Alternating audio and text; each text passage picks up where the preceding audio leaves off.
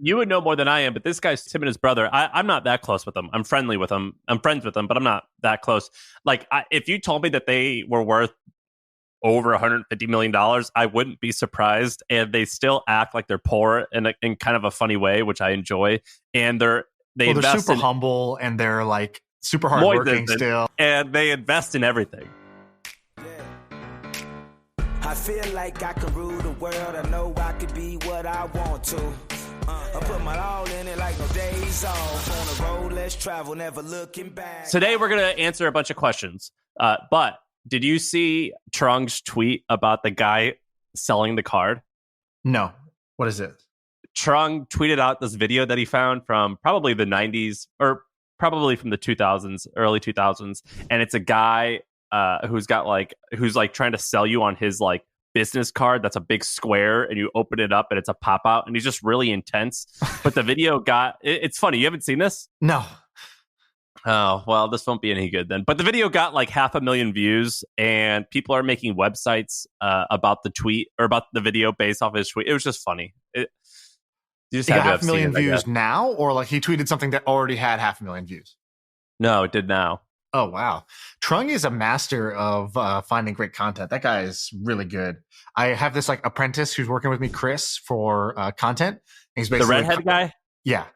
Yeah. He's like kind of like shadowing me, and he helps me produce my content, and he's learning as he goes. And I told him, I was like, success is being Trung. So like, that's the level, that's the top bar. That's what you need to measure against. Here's 5 examples of like awesome things he's done. And so he called Trung. He was like, "What's your secret? What's your process?" Basically, and Trung was like, like I kind of browse the internet a lot, and there's no way you can, it's like asking Michael Jordan, "How do you jump so high?" type of thing. Like, it's not easy to describe how you do the thing that doesn't feel like a real process for you. You're just doing it intuitively. He's a machine. One time I called him at 11 o'clock his time. He's in Vancouver, and he was at the park playing with his son. And I was like, Trung, like, I'm not trying to like get on you because I'm not your boss, but like, don't you have work to do? He was like, and he was like, bro, I got up at 5 a.m. and I already wrote tomorrow's email already. I was like, all right, sounds good. Okay, he's a machine. So I didn't see this video. Is it worth talking about, given that I didn't see it, or what?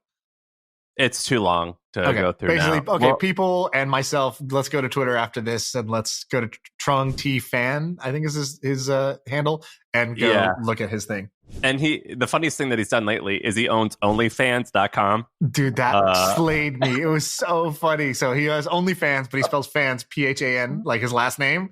And it's just a network for only people with the last name Fan. And I just found it so funny.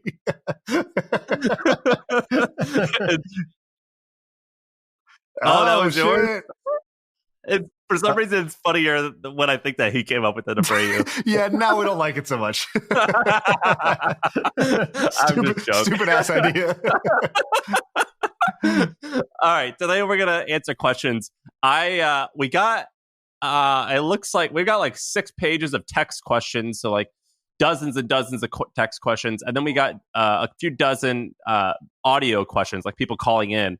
But some of the text questions were good. I'm going to start off. I'm going to read a few that I think are cool. Let's do the first one. This guy's name is Johnny Volk. He asked, "What are you both personally investing in right now?" By the way, do you know Johnny Volk? Do you know who this is? I talked to him on Twitter, and he's Joe Spizer's buddy. He lives out here in the Bay Area. He lives like, 15 minutes away from me. He super successful e-commerce guy, been in e-com for 10 years, sold his company a month ago or something for tens of millions of dollars, and he's a big investor in my rolling fund and several other rolling funds, and really like ultra nice guy. So this guy's super legit. So he's asking, what are you both personally investing in? So you want to go first? I think I think your answer is probably more interesting. I'll go first. So right now, the bulk of my liquid net worth is in publicly traded companies. I own a bunch of HubSpot right now. I own a bunch of Airbnb. Besides that, I don't own anything else above $50,000. It's all in. So you're super concentrated in those 2 companies, basically. Yeah, but then I have more money in the S&P 500. So like the total stock market index. I'm going to invest around $250,000 to $500,000 in the next probably 18 months in startups. I own 6 figures worth of into a variety of real estate funds, including Sweaty Startup, Nick Huber. And then I own my house, and I'm in the process of buying multifamily properties. So I would say I have like if you just broke it out, you're like percent, roughly you're like, okay, 70% is in the stock market, really in the 2 companies, where my wife works and when I work, something like that. Well, no, I own way more just S&P 500 than I do HubSpot and Airbnb. But I would say that 90% of my net worth is in the S&P 500. Yeah. Oh wow, S&P 500. Okay, so just like low cost index fund, basically Vanguard fund. Simple stuff. And then my goal is to invest somewhere around 1 to 3% of my net worth over a period of time into angel investments. Gotcha. Cool. And then some real estate mixed in, real estate being, the house you live in and some other, projects other people are doing. You're not currently buying and like owning real estate at the moment. I own my house, but I want to buy 16 units. I also have, I'll say it, like $500,000 in cash just sitting in a checking account, which I think is too much money. But when I bought my car, I just paid cash out of there. And then I own 6 figures of Bitcoin and Ethereum, of which I owned most of that Bitcoin from 2013. And I just bought like $75,000 worth of Ethereum like a few days ago because you and a few others told me it was interesting. Nice. By the way, we got some criticism, constructive criticism, I would say, which was like, the last few episodes feel like, rich guys talking about, ways to make a bunch of money, which honestly, good description for the podcast, but I get what the person's saying because they're like a fan and they're like, that's me raising my hand because I think I basically was like, oh, this BitClout thing is cool and it sounds like a total Ponzi scheme, and so people are like, what do you got? Or we're talking about like Jack selling like a NFT for like $70 million, so it just sounds like a little bit crazy. So I think although I think your answer is great because I like knowing how people invest their money. I think most people are very closely guarded with that info. People don't tell you what the hell they're doing. So you're kind of on your own to figure stuff out. And you don't really have any data points to triangulate because all the wealthy people don't want to talk about what they're doing with their wealth unless it's with other really wealthy people. And so I think it's great you said that. But I'm also, as you were saying it, that was just ringing in my head of like some guy being like, why are you guys just talking about money? But it's like, well, that's also the theme of the podcast in a way. Right? And that was also the question. I'm trying to answer it truthfully. But also, when we started this podcast, when you started this podcast a year and a half ago or 2 years ago, it really wasn't a bunch of rich guys talking about, it was a bunch of hopefully soon to be rich guys talking about stuff. And we've been talking about the same stuff the whole time. Yeah. You mean us? Yeah. At that point. Yeah. Because, and also I put this out there in the manifesto when I started this thing, which is, I think it's unfortunate that talking about money and how to make money and what you do with money to how you make your money more, earn you more money. I feel like it's unfortunate that that's taboo to talk about. Like it's kind of like low class or something to talk about because look, the reality is most people want more money, and people try to signal and say, oh, it doesn't matter and all this stuff. I know a lot of people that want more money. Most of the people in my life. If I had the option, would you like more salary or less? Would you like more in your bank account or less? Like the answer is more. And if all the people who have money are really guarded and don't talk about it and don't want to seem like they're bragging, well, what that really does is it kind of like just traps the information from others. So that's kind of like my overall view of it. I know you're similar because I remember being kind of stunned when we first became friends and you just Facebook messaged me. You're like how much do you make? I was like, whoa, bro, like what's going on here? But I was like, okay, ballsy question. The reason why that I actually dislike that view or if someone criticizes you for talking about money, it's because they are making the assumption that because you have money or because you don't, you are somehow better or worse. And in my opinion, like just because you have money, you have no intrinsic value to me. Like you either are interesting or you are not interesting. And what makes you interesting to me is that people they try ambitious stuff and they do neat stuff. Oftentimes that's correlated with money, but it's not always. Like I knew this lady who would do these amazing art exhibits where she would like paint gold phones and like just do interesting stuff. And I was like, wow, that's super badass. That's so bold of you to try that. She wasn't wealthy at all, but I thought it was so cool. Right. So to me, it's about just being an interesting person. I don't really care if it's money related or not, but oftentimes it is. Right. For me, I have like 3 or 4 different life games that I'm very interested in. Like, let's say right now I'm interested in the fitness game, and I'm a total beginner. I'm a white belt at the fitness game. And so I have a trainer. He's like more like a black belt, look at his body, look at his lifestyle. He's extremely healthy. And so I want to learn about the fitness game. I like learning about the happiness game. How do you be a happy person? How do you control your mood? How do I master my mood? I'm really interested in that. And I think about that a lot, talk to people about that. Then there's like the money game. And then there's like the making things that people want game. And I like all these games, and I admire the people who have done well in them. And I'm better at some than others where I'm like a total beginner. And in some, I'm like, a blue belt or a purple belt where I've done something, but I'm by no means at the end. So anyways, that's a tangent. But to answer John's question, did you want to say something else about that? No, I answered. Okay. To answer John's question, I'm kind of similar. I tweeted out my like holdings a while back. Maybe I'll do that again. I need to go back and recalculate. But I tend to hold about 10% of my wealth in cash. I think cash is being devalued, and I don't want to hold cash. Cash doesn't earn, cash sitting in the bank is nice for a rainy day, but it doesn't earn you more money. Right. The 0.001% I get from Wells Fargo or whoever is not going to like help me. I have a good sized stock, basically I would say beyond that, it's almost like 50-50 of public equities. So stocks, and, crypto right now. And then angel investing. So I'm angel investing currently through the rolling fund, $4 million a year, but that's not my money. That's mostly other people's money, and I get a carry on that. I get a 20% carry of the profits. So that's kind of like investing, but I'm not investing my own money there.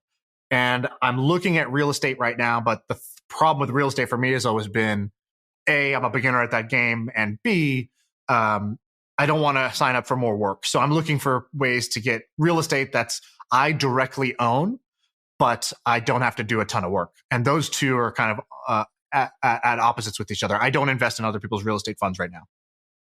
Has your net worth or like your total portfolio increased a significant amount since your deal? Because it seems like you've like weren't very active before, and now you are very active. And has that helped you? It has increased because, the stock market's been doing amazing last few years. And then with the deal, like when we got bought, the Amazon stock price was $18.50. Amazon stock price today is $3,100. So just while working there, you get a pretty significant gain in your holdings there. And because we got bought, like a large chunk of the RSUs were just in that one company. So that did well. Bitcoin has done extremely well. Ethereum has done extremely well. So those have like really worked. And then kind of like the side hustle money from podcast, email, newsletter, stuff like that, sponsorships, that sort of thing has been really nice. So that's actually picked up as well, where I wasn't doing that before. So I would say, yeah, but I would also say, what really changed was my attitude. Like I just started acting like a guy who's got $100 million for better and for worse. Like I take like bets that are kind of too big for my bankroll sometimes, and that's a risk, and I, might pay the price. But I sort of just started carrying myself and acting like, and basically making decisions like, what if I wasn't worried about money? What if I wasn't worried about, going from A to B? Like what if I just knew that I'll get to B pretty much regardless? How would I bet if that was the case? And so I started making slightly larger bets and just being more active. Whereas before I was a little more conservative with how I was investing. Which is a huge difference in our philosophies. I'm way more conservative than you. Way more conservative. Yeah. And I don't think, I was telling Abreu, he was like, because I told him I started angel investing. He was like, who do you think's going to have a better portfolio? And I was like, that's kind of interesting. And the answer was like, my answer to him was, I think my portfolio has a higher chance of being pretty good, whereas Shaan's portfolio has a higher chance of being amazing or zero. Right. Yeah, I think that's true. That's definitely true. I guess like the style of who you admire sort of dictates what what blueprint you create. So like, for example, I was really inspired by like Chris Sacca's approach to how he went from like, he's like me. He's like a bit of a degenerate gambler. Like he went, he took like his law school money and then like was day trading in the stock market during the .com boom, wrote it up to like a $10 million, like took 25,000 and turned it to like $10 million, and then went in the whole $4 million. Like that was like a crazy degenerate gambling run. if you haven't heard me talking about my bets in crypto, and, I used to play poker, like I have a gambling problem also, right? And so, I have that risk and reward profile. But then the other thing he did that I thought I was pretty inspired by was he bet on somebody who he believed in, which was Ev Williams, when he started what became Twitter. And then when he saw that it was a winner, he went all in a way that most people do not. Most people would have let their 25K check sit and been really excited and fingers crossed, I hope Twitter becomes a thing. He he quit his job, basically started showing up at the office every day being like, how are we going to make this thing grow? I want this thing to grow. He went and personally was fundraising for the company, even though he wasn't even a part of the company, but he was out there pitching investors to invest in Twitter. And then he ended up buying billions of dollars of Twitter stock before it went IPO, and was their, I think, first or second largest shareholder at IPO, and made billions of dollars off of his Twitter holdings, because he knew when you have a winner, you got to go all in. So what I've seen is in technology, the winners get really, really big. And so you kind of want to play small bets initially and then follow on really hard. And when you see something that actually works, be really bold in the way you approach it. And hey, if you strike out, I kind of just think about it like this. I have a lot of faith in my skills. Even if I went to 0 today, I think in 3 years, I'd be right back where I want to be. We're right back where I am today. So I don't feel like there's a huge risk in terms of that. But anyways, that's a little bit off topic for one question. All right, let's do the next one, which was a question that I actually have for you as well. Update us on your rolling fund. Is it what you expected? Are you more or less bullish on it? It is not what I expected, in that I didn't really think too much about it before I started it, to be honest, which is, I'm kind of impulsive. I was just like, oh yeah, that sounds like a cool idea. Let me try it and see what happens. But I thought, okay, I already angel invested. This is just going to be that with some bigger checks, or, do a few more deals. But I would say now that I have to deploy $1 million a quarter, I actually have to carve out more time. I have to consciously go and invest in more companies. So it's more work than I thought initially, but I brought on Romeen, I brought on Zach, Ben helps me with it. And so they do a lot of the heavy lifting. Like for this year's YC batch, Zach himself referred in 22 of the companies. He was the number one, I think, refer into YC. So he knew a bunch of the YC companies before they even got in. We looked at those deals. And then Romeen basically and him went through every single deal in an Airtable, vetted them, made a list of the interesting ones, did meetings with them, and then brought the most interesting 7 to me. And we're like, hey, we think these are the ones to do. And so that I've been able to handle the additional. So it's more work than I thought, but I found really good people. So that's helped. Who's this guy, Zach? Zach is a young engineer. He was a YC founder himself. That company didn't work out. He currently, so I met him because he listens to the pod, or I don't know how he reached out, but he's like, hey, I heard you were thinking about a rolling fund. I'd love to help. I just want to see a bunch of startups and help a bunch of founders while I think of my next thing. And it just turns out he's just super well connected with the young founder community. And so because of that, he's referred a huge number of people into YC and into On Deck. And so he's got this really great network, and he's able to see things earlier than most. And so I brought him into the fund and gave him a chance to, hey, now you can have some upside in this thing. That's badass. And then are you more bullish or less? More, yeah, the same. I don't know. I was, I have a friend. We have a mutual friend, Sully, who he wanted to get involved in a business of mine, and he texted me something because I was kind of, I don't know, is this? I don't want to give up equity, but I think the you're ecom good. Thing. You're worth it. Yeah. So basically, he goes, look, if I try, I win, and with this, I'll try. And and so I just loved it. I was like, I've just got to learn a lot from this guy's philosophy in business. He just has zero of the doubt and fear gene. And I think that's through experience. You would know more than I am, but this guy, Sully, it's him and his brother. I'm not that close with him. I'm friendly with him. I'm friends with him, but I'm not that close. If you told me that they were worth over $150 million, I wouldn't be surprised. And they still act like they're poor in kind of a funny way, which I enjoy. And they're super humble, and they're super hardworking still. Sully's super humble. Yeah. And they invest in everything.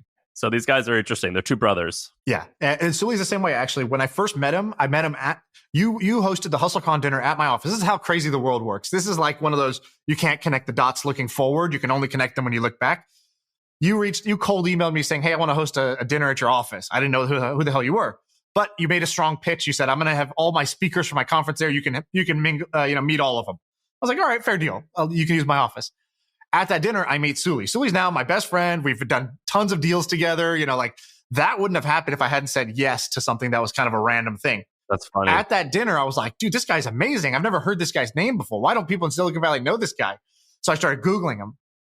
I find this story that back in the day, he sold he had this company that was like building Facebook apps, and he sold it for not a ton of money, but like, you know, good for any normal person. Like $2 million or $3 million or something like between that. $1 and $3 million is kind of what it sounded like. And then what did he do with the money? He was like, he had been building on the Facebook app platform. So he had been seeing that like his app was growing really quickly, and his app wasn't a great business. It was like, you know, those like silly Facebook apps.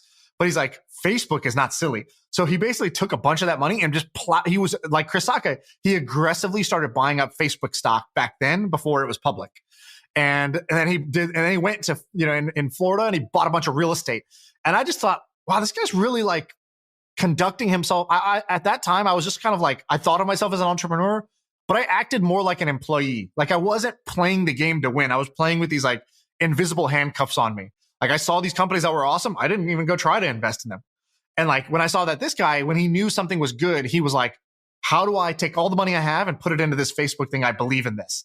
And simultaneously, I'm going to build my next business now, you know, right away. And so I just really admired him. And I thought that was a great example to follow. He's a hustler. And I like him a lot too. Let's go to the next question, which is this. We'll answer this one quickly. What do you not talk about, or do we not have the chance to talk about because it's low priority or off topic that you wish you could talk about? For me, it would be, I love talking about UFC. I'm a big fitness guy, so I love sports. I love weightlifting and I like running, and I wish we could talk more about like fitness stuff, but I don't think it's on topic, and I'm not an expert on it. Yeah. If I could do a podcast shooting the shit about basketball or UFC, that'd be awesome. But nobody cares what I think about the NBA or the UFC really.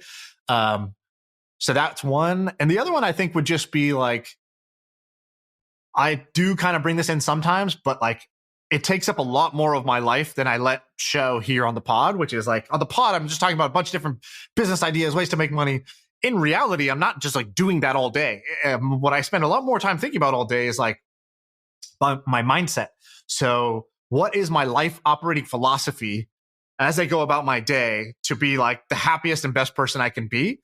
And it's just kind of cheesy to talk about, and like no one kind of gives a shit, but like I give a shit a lot about it, and I care a lot about it, and I think a lot about it, but I don't really talk a lot about it. I do. I think about that stuff too. Yeah. But it is silly to talk about, and it could be embarrassing, particularly if you're still working through stuff.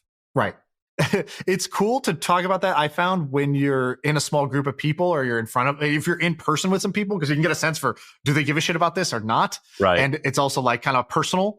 On a podcast, you might record that thing for an hour, and you're like, I have no idea if even one person is going to like want to hear that, and maybe they'll just all turn it off. What's you guys are awesome at coming up with incredible ideas, knowing how to execute them. What would it take for one of you to pull out of Twitch, or I guess they meant in my case HubSpot now, and pursue it full force? That's actually a great question, and I think is a good answer. Go for it. Which is first of all, starting a company is really hard, and I've like joked, but I'm kind of serious. I don't know if I'm ever going to do it again. Maybe, maybe not. Right. Or at least like, who knows what I'm going to do? You know, I've thought it'd be cool just to like retire and not work. And we'll see if that's cool or not. I don't know. But I think that the answer should be, but it is not enough of, I just think this is cool. So like, why are you doing this? Because it's fucking cool. And right. I think that when I find something where it's going to be like, oh, this is badass, this is cool. Like there's not like, for me, there's often not like a mission where it's like, let's save the world, or it's like, it's just kind of badass. It's just awesome. Like right. There is no logic other than this is cool to me. And when I found a few things that fit that, but I'm still on a mission with HubSpot and I want to make it great. And after that, then I'll pursue the next one.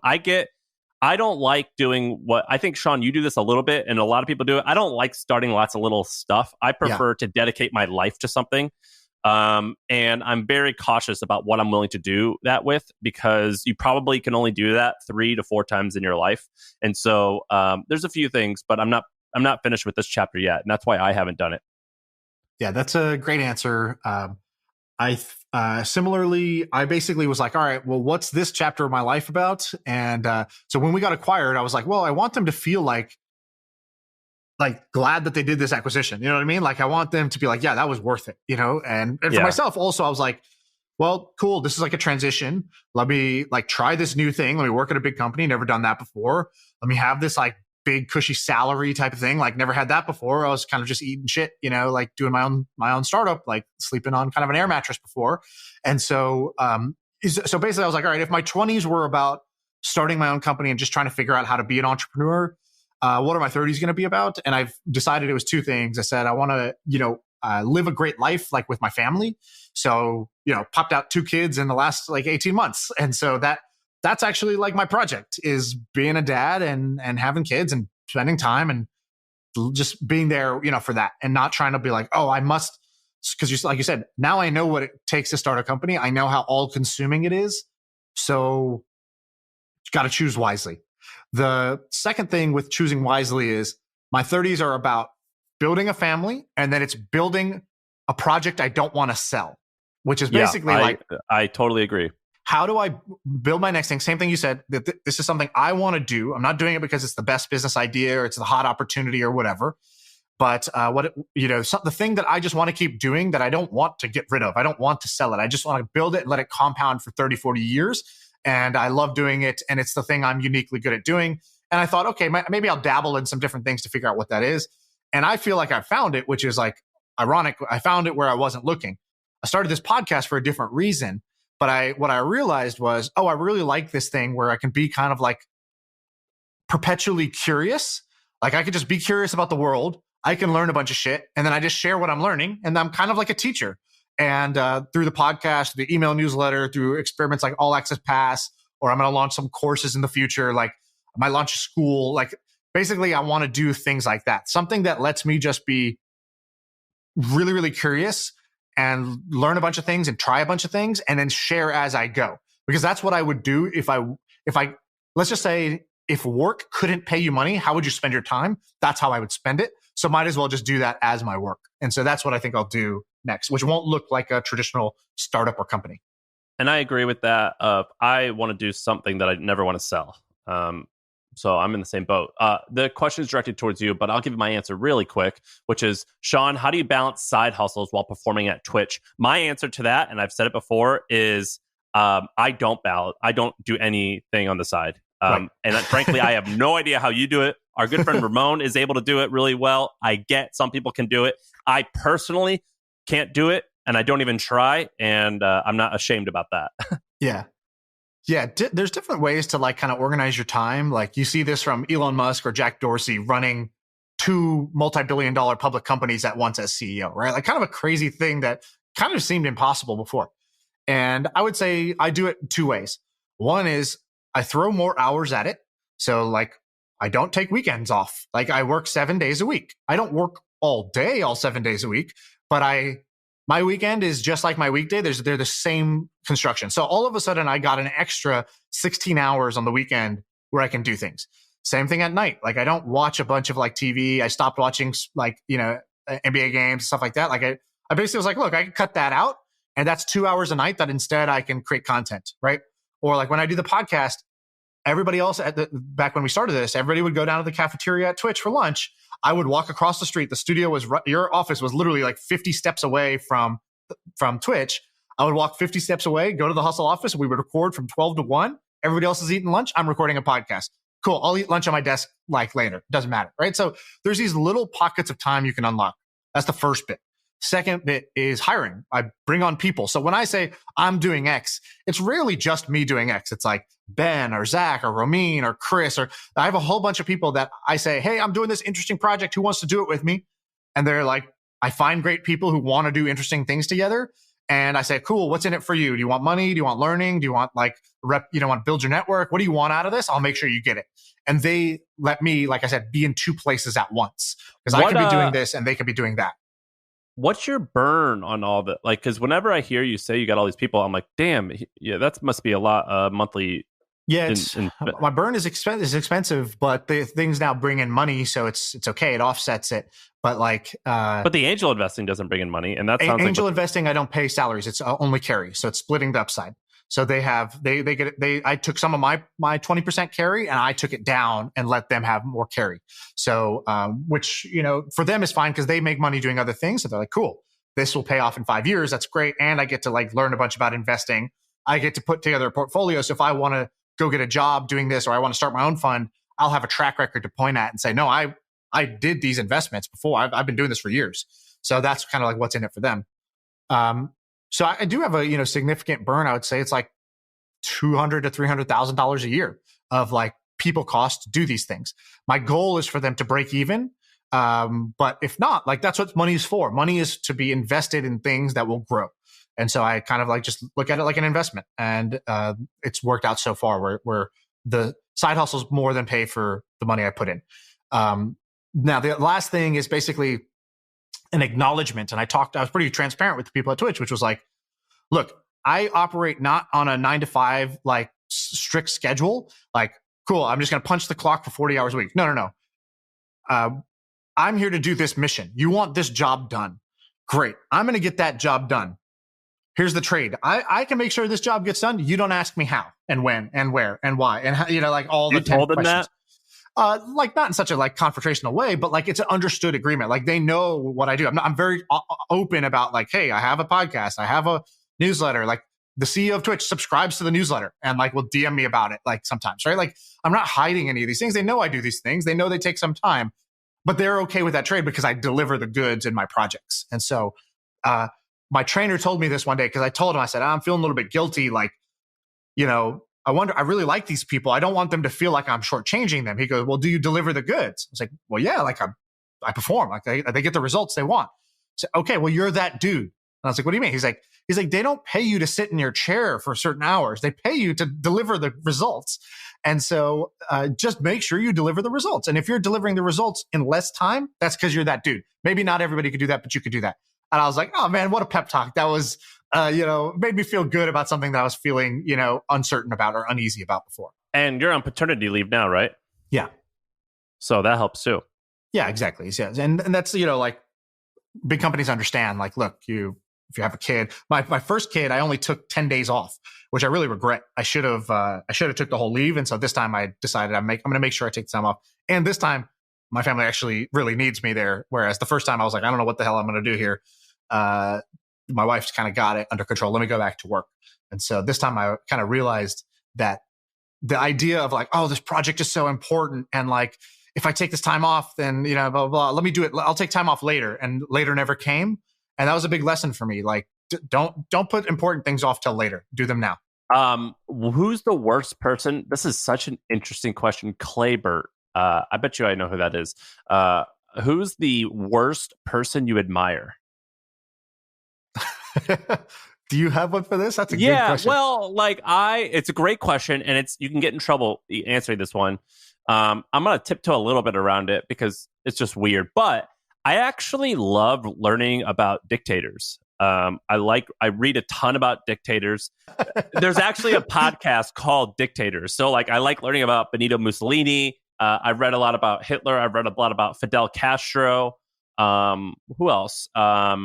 So I got in trouble with this before because I remember I was in school and I took a history class. And the question I asked the teacher was, look, this sounds so messed up. What was going on back then? This sounds totally screwed up. Like, how did this guy come to power? And he explained like, well, here, first you have to understand the state of Germany at the time, blah, blah, blah. He goes, the other thing was that like, honestly, I forgot who Hitler's second in command is, but he's like kind of like a famous guy for like his persuasion prowess, like his marketing prowess. Yeah, and, Joseph Gibb. Yes, yeah, he's like the head of propaganda. He made movies. What's his name? I forget his name. He's kind of a famous guy. He's like his number 2 guy. He's the head of propaganda. Exactly. And they did very simple things. Like everybody else was putting out, like I forgot, like their flyers when they were running for whatever their equivalent of president was like all in color. So he did everything in black and white to stand out. Or if everyone was black and white, he did color. Like he just did a whole bunch of things. I found it really interesting. Like, Goebbels, Dr. Goebbels. Joseph Goebbels. Yeah. So they had movies made and they used entertainment to kind of like get their message across, get the story across. They had like a whole bunch of like, they distilled down their philosophy into these like really catchy nuggets. And so there's all these things that I thought, wow, that's like, if you just abstract the good and evil away, the skill of accomplishing a very hard thing, which is like getting millions of people to follow you. There's a lot to be learned from that. And I kind of was like, oh, that's really cool. And people were like, dude, you said Hitler's cool. Like you're out. Yeah. And that's the point I'm getting at, which is like, it's so fascinating that someone can convince, in my opinion, like a lot of dictators, I'm like, man, if they like just like move that early on, like clicked it a few notches to the left, and then that trajectory would have like put them in a totally different atmosphere. Right. I'm like, man, but it is fascinating how someone can come from nothing and just create something, whether it's an idea, a business, a piece of art, whatever. Like, I love that like idea of manifesting. And even though it's horrible and the worst thing on earth, and I wish it never existed, I always have been fascinated by like a guy like Che Guevara or someone who like was this like, or what's his name? Benito Mussolini, who I just read about. Like, this was supposed to be a poor kid, and somehow he convinced all these people to do all this horrible, horrible stuff. And that, like, to me is fascinating how he just bent the world around him. Right. And like, that's just crazy that people buy into that stuff, and it's crazy that he had the courage to do that. Which sounds like I'm glamorizing these people. I'm not at all, but hopefully you guys understand the nuance here and why it's kind of intriguing. Yeah. So two things. One, when I've talked a little bit about my friend Vishal, the guy who's kind of like a young guy who I'm like, this guy's definitely going to be a billionaire. And he's also kind of like totally hell-bent on becoming a billionaire. And he lets every part of his other life go. Like what we were talking about earlier, where I was like, well, on the podcast, I talk a lot about business and money, but like in my real life, I'm really actually more passionate about these other things I spend more time on. He's the opposite. Whatever he talks about here, he's 10 times more obsessed with it outside of this. And I love him for that. And I remember when I met him, he was like, sent me this documentary about like this like warlord in Africa who just the absolute like gangster shit this guy did. He's like, oh, I love this movie. I love this guy. I was like, oh, it's kind of like heinous crimes, you know? And he's like, oh no, it's crazy. And he told me this story about this guy who became the emperor of China. And he started off like as an orphan, like servant, and then ended up by the end of his lifetime as the emperor of China. I forgot his name, but like one of the ancient emperors of China was like, started off as an orphan boy with not a dollar to his name, and then like ruled. I mean, it sounds like Genghis Khan or something. Yeah. And he was like, not just like got there, like it's not just a hero story. Like he also like, you know, like slayed his enemies and like enslaved people, or I don't know what he did, but like, it wasn't all, you know, just like underdog, you know, it wasn't just David and Goliath. And he told me that story and I was like, you're a maniac. But, you know, I actually would love to invest in you because that's the kind of like maniac you want being a founder of these companies, is like somebody who is wired a little bit differently. And so I remember hearing that. But anyways, the phrase you say that's like every great man is also a bad man. Yeah. That's kind of true. My favorite comedian is Louis C.K., who I believe is currently canceled for, you know, like doing something gross in front of a bunch of women or whatever, you know, like, and I don't think that's cool, but I love Louis C.K. and I still love Louis C.K. And like, I think he's awesome. As a comedian, I didn't say he's an awesome character, you know, as an awesome human being and I want to be like him. No, I think he's an amazing comedian and I love his comedy. Conor McGregor, you know, I had a poster behind me of him, you know, painting that I had made of him behind me for half these podcasts. He's been accused of sexual assault. He's been, you know, people say he's on drugs and he's kind of a asshole and like other things too. He's an amazing fighter, and I love his drive of how he went from like a plumber on welfare to the wealthiest fighter of all time. And he said the whole time from the very beginning, that's what it's going to be. He called it. And there's videos of him when he's alone in his bedroom, not even a professional yet. And he says, I'm going to be the greatest. And here's what I'm going to do. I'm going to do X, Y, Z. And he did it all. I admire that. But I also think he does a bunch of scumbag shit. And like, I'm okay with that trade. You know, so there's a bunch of people that are like that. Me and Sarah one time were driving by Chick-fil-A and we were like, I want to get that. Do you want that? And she was like, yeah, I want that so bad. And she was like, but do we want to support them? This was right when they like did some stuff, anti-gay stuff. Marriage. Yeah. And we were like, well, my taste buds don't really know if you're homophobic. So I think it's okay. I think we could like the chicken, but also, or it was something, maybe we were at some place and they had the chicken there. And I was like, I don't think my taste buds could tell if you're homophobic or not. So we could probably eat it. All right, let's answer a video question. A lot lately. I've been thinking about trying to hire my friends as operators of sorts, and I'm just worried about like damaging that relationship. Like, I think it's an awesome idea being able to choose who I work with. I'm just concerned that all of that friendship could go away when there's something as important as like business and money involved. I have a pretty strong opinion on that, which is no. I think you actually shouldn't. In most cases, don't do it. In some cases, it makes sense. But in most cases, I actually think it's a bad idea. And I also have myself failed at doing this a little bit. But I actually don't think you should be friends with your coworker or your friends with your employees. If you're a manager, you shouldn't be friends with your employees. If you're a business owner or a CEO, I actually don't think, I think you should be friendly, but I think you should be really careful about being friends with your employees. And so my opinion is no. I also think that like, you probably disagree, Shaan, or maybe you do, but like, even if you're worth your coworkers and anytime in the evening and alcohol shows up, I think you should leave. I don't even think you should be in the same room. So I'm pretty strict about that, although I am friends with a lot of my coworkers, so I don't exactly follow all this, but I think that might regret some of that. We're opposites on this. So, you know what's funny? I always try to be friends with my employees, and I feel like they don't want to be friends with me. So I'm like, yeah, I'm trying to be friends with them, and then I'm like, oh, that's weird. You guys all got together that Saturday, and like, oh yeah, I was just at home. Could have come over. Well, what's funny is like when you like start a business and you work a lot, like you don't really have that many friends. Like I'm friends with you and Jack and Ramon and like I've got like 4 friends, but my coworkers are like, I'm like, will you guys be my friends? I'm with you all the time. And I don't get invited to anything either. Yeah. So I realized pretty quickly, they don't want me around. And I was like, but it's weird. I'm such a good guy.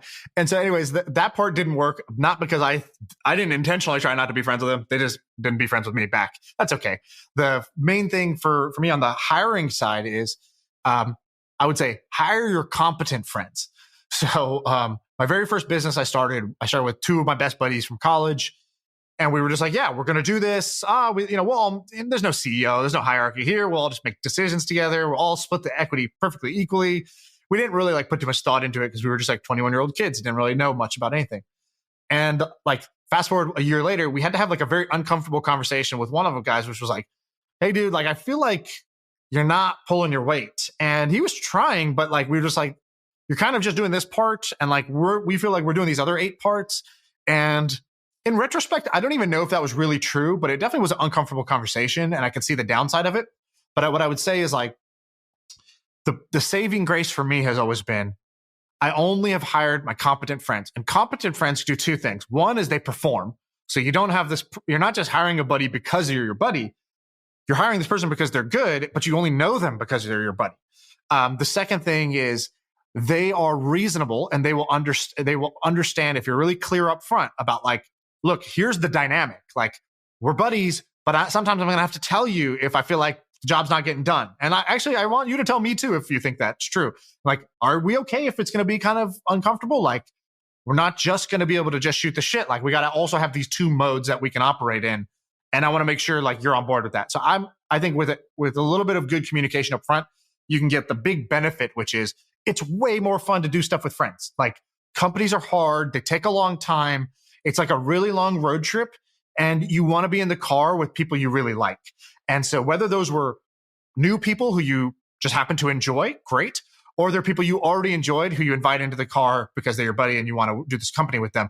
I think when it works, when you do it with your friends, it's the best. And when it doesn't work, it's even worse than if they were not your friends. So you got to take the good with the bad. But we had a podcast with this guy on this feed called Mike Brown. You introduced me to him. I met him at your office. Yeah, he's cool as shit. He had a successful business, then he brought both of his brothers on board. And I was like, why did you do that? Most people say, don't do business with family. It gets messy. He's like, these are my brothers. I love these guys. I want to see them every day. I want to hang out with them. I want to win together. I want us all to win. He's like, I feel blessed that I got to set this up where I get to do business with my best friends. And I was like, well, when you say it like that, like, what the hell am I thinking about? That's obvious. That sounds great. And so I think there are downsides, but I'm of the mindset of if you pick competent people, you won't regret it. All right. We'll do a couple more fast questions. Someone asked who could squat more weight. I think me, Shaan. That's definitely you. I have Osgood Schlatters in my knees. If you have it, you know. If you don't have it, you don't know. But because of that, I don't squat. I can't squat. I've never squatted my whole life because of that issue. Okay, this is a deep one. It's cool. We'll answer it. What are your biggest insecurities? What are the biggest insecurities both of you struggle with? I'll go first. Sometimes I get incredibly insecure that anything I make won't be good enough because I move too fast and I just do surface level shit and I don't treat it like a craftsman enough, and I don't like think things through. I get pretty self-conscious when I meet really smart people who I meet a ton of them through this job. I'm like, oh my God, this person's IQ is just like, they are so much smarter than me. I just cannot keep up. Like, because so I'm insecure about that. I'm insecure that I didn't go to Stanford or like a fancy school. And when I meet people in the in crowd, like when we meet guys like Andrew Chen who works in Andreessen Horowitz, I'm like, dude, I kind of want to be in the in crowd, but like I don't want to work that hard to do it, and I just don't care that much. But I wish I did. Right. I feel a little insecure about that. And I feel I get insecure because I'm pretty loud, and that sometimes makes people not take me as seriously as I think they should. So those are mine. Those are really good ones, and I think very relatable probably for most people. Mine, I would say, I don't even know if it's insecurity as much as like, because when people say insecurity, it's usually like, what's something you worry about, but it's not really true, but you kind of worry too much about it. I think mine like is true. So it's more like, here's your weakness. Here's your, your weakness or your flaw. I would say like, and something I kind of worry about, which is I don't really filter myself. And I just talk a lot and I don't really think about it before I do it. I don't even filter myself with actions. Like I said, with the rolling phone, I was like, oh, that's cool. Let's do it. Can we do it today? Let's just do it now. I don't want to think things through. And so, I would say the fear I have and the insecurity I have is around actually like hurting people's feelings. Like sometimes I could say stuff that's inconsiderate or hurtful in some way, or like, too opinionated and nobody asked for your fucking opinion type of thing. So I'm kind of conscious of that. Like I would say I'm pretty self-conscious about that. That's the word, not insecure. I'm self-conscious that, wow, I do that. And I don't really like that part of me, that like I will say things and do things that I don't really think about how others will feel about it. And also like when I meet people like our friend Ramon, who's so considerate, I just feel so inconsiderate in comparison. And I'm like, I want to be that way. But man, I'm like the opposite. And like, I'm like a knuckle dragger. I'm just like a Neanderthal. So I feel really bad about that. And then I would say like the other minor insecurity is like, am I just wasting my talents? Like, so when I meet people who are doing really amazing things, like Scott Harrison, he's been on a 15-year mission to bring clean drinking water to the world. I went with him to Africa and we went to a town where they had installed one of the water wells. And literally the town was like, it was like a parade that Scott was here. They literally thought this guy was Jesus. And he kind of like looked like Jesus in the moment. I thought he was Jesus in the moment. And like, he's totally humble. He hated that they were celebrating him. He was there like, not for that reason, but that's the reality of the impact of his work, is he literally changes like the lives of entire like towns essentially in Africa. And so then when I see that, I'm like, what am I wasting? Do I need to do this silly e-commerce thing? Do I need to do this newsletter? Who gives a shit? And so sometimes I feel really small about the way I decided to use my time and my talents. Completely agree with that. Compared to other people. Last question. When are you guys going to do, since COVID is pretty much in the past, when is the next meetup going to happen? I'm actually doing so I'm driving to St. Louis to spend a week with my family there, and I'm stopping in Oklahoma City because that was just like the middle ground. And I tweeted out, so I've got like 30 or 40 or 50 people, I forget how many people RSVP'd for a breakfast in Oklahoma City. And if you're down, Shaan, although you just had a baby, so imagine we're gonna have to wait a little while. I would totally be down of doing like a 2-week tour or something where we go from place to place to place. I don't know if we could drive. I don't know what you'd want to do, but I'm totally down for like a 2-week thing. Yes, totally agree. I think like if we just said, all right, this fall we're going to go on tour, we're going to go to these 7 cities in 7 days, or 7 cities in 10 days, or something like that, and we just like set up the events, I would love to do that. I think that would be amazing. Well, we just hired a community manager. Her name's April. And she set this event up for me. I just said, hey, I'm going to show up in Oklahoma City. Can you book me a hotel and set up like an Eventbrite, and I'll tweet it out. And we can have her do that and help us do that. You do something really great that I think you should tell people, which is when you hosted events, but you make the themes great. So like you used to do this thing called Pizza and 40s. So can you give me, I don't even know what other ones you've done, but like tell the people of some of the different events you've done. Cause I think it's really smart. When you set those events up, people want to come, and they behave differently because of the theme of how you set it up. Cause I've been to a lot of Silicon Valley networking events. They're boring as shit. You don't want to go. And when people go, they're all like surface level, like it's not a fun place to be. They don't let their guard down. Your events are very different. So what are some of the different themes you've come up with? And like, do you have a theory on why that works? No, I don't have a theory. I just think it's fun. I do it for what I said earlier in the episode. It just because it's cool. That's the only reason why. So I do the anti-MBA. That's a book club where we get an expert to come in and discuss the book's topic. I've done, this sounds douchey to say, but like I don't even drink. So this is why it's funny. But we have this thing called Pizza and 40s. So the speaker gets a 40-ounce beer, because a 40-ounce beer takes like an hour to drink.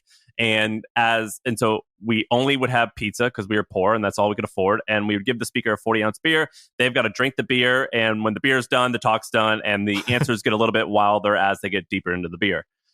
We did 2X, which was focused on women telling their story. It stands for 2X chromosomes. We had did you go to the one that we had in the marina? No. What's that?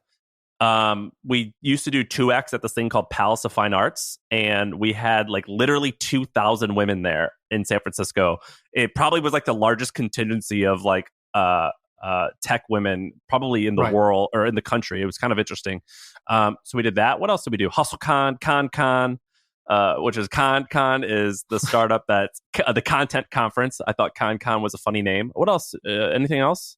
I feel like you've done some breakfast thing before. Have you done a breakfast thing? Oh, or is that somebody Rise else? and Grind. Yeah, we did Rise and Grind, which was we would talk about different stuff in the morning over, and it was like a grind, like coffee, coffee, but also like work hard grind. You're good at this. You're good at coming up with kind of a catchy name and a catchy theme for people to get behind. And the vibe is very different. So I think that's, if somebody's doing it, like that doesn't take any extra money. It just takes like a little creativity, and like you've made your thing better and cooler, more fun for you to do, more fun for people to come to, more fun for speakers to attend, because it's different than the average thing. So long story short, maybe late summer if you're down. Yeah, I'm definitely down. All right, great. That's it. We'll do it.